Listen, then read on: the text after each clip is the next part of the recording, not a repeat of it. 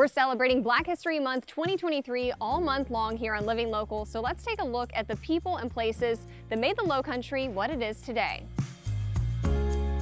Iconic is a word arguably used too often these days.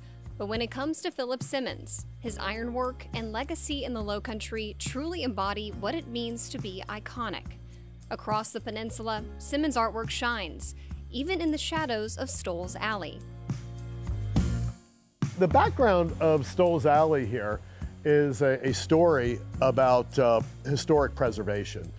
That's Jim Gresham, an expert tour guide and admirer of Philip Simmons. Between 1919 and 1939, this wealthy socialite shows up to Charleston from New York, and her name was Alida Canfield. And Alida Canfield purchased 9 properties here within the realm of Stoll's Alley, and slowly but surely, over the span of 20 years, instead of tearing them down and demolishing them, restored them and kept them as they were.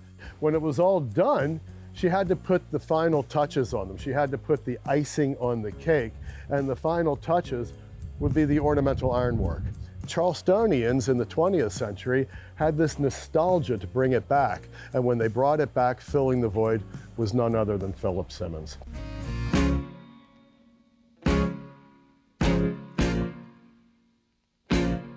Now, Philip Simmons was born on Daniel Island in 1912, and he was born on Daniel Island as the grandchild of the enslaved. His grandmother and his grandfather were former slaves, and his mother wanted him to get a proper education. And so at 7 years old, brought him into Charleston, where he attended the Buist School, today Buist Academy, located on Calhoun Street. And every day while walking to and from school, he had to pass by a blacksmith shop.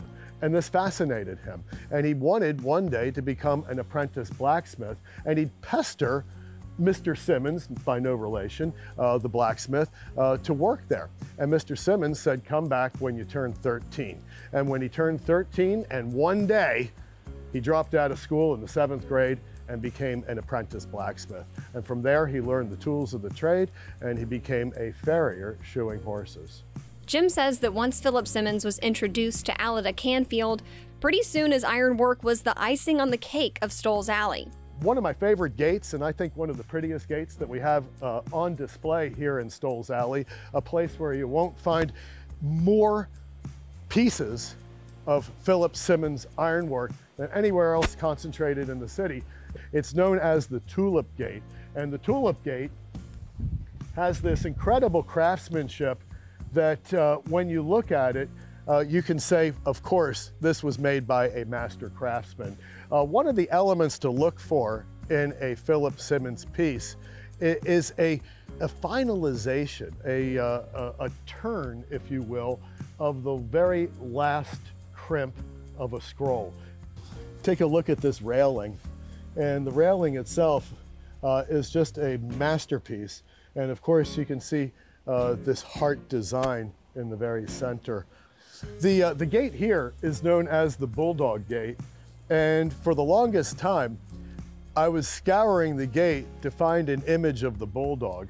Well, the story goes is that Alida had a friend who was renting this house who had a bulldog, and the original gate that was here had a space, and the bulldog would escape from under the space. And Philip Simmons was asked to make a full-size gate to take the entire space so that bulldog couldn't escape. And that's how it gets its name, the Bulldog Gate. Philip Simmons passed away in 2009, but not before creating over 500 pieces, winning countless awards and gaining national recognition. One of the enduring quotes from Philip Simmons that really, I think, embodied his spirit was that if you want your prayers answered, he said, get off of your knees and hustle, which I think are words to live by. You know, it's one of these things where he truly embodied the spirit of, if you don't use it, you lose it. Last piece he created was when he was 88 years old. Today, you can visit the Philip Simmons Museum on Blake Street, located behind his old workshop.